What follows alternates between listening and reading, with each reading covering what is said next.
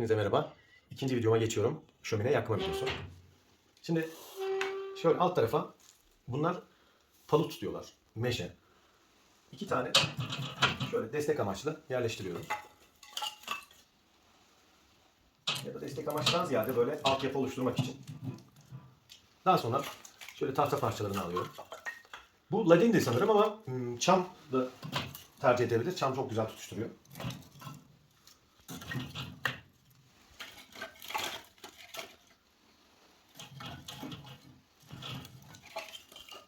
Altına sadece bir boşluk bıraktım yakmak için.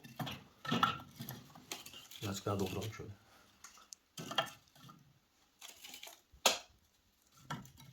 Evet. Şöyle.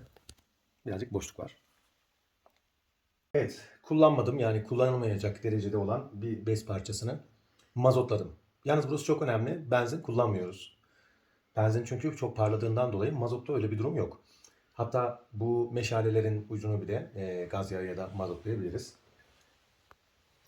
Şöyle araya yerleştiriyorum gene. İtekledim. Şimdi yakarken zaten parlamadığını göreceksiniz. Çünkü ağır ağır yanıyor. Şimdi şöyle ateşliyorum.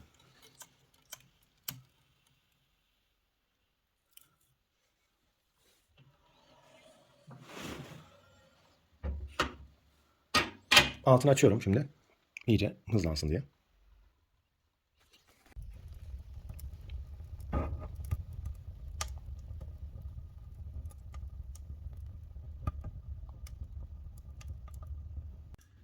Gördüğünüz gibi şömine yakmak hiç bu kadar kolay olmamıştı.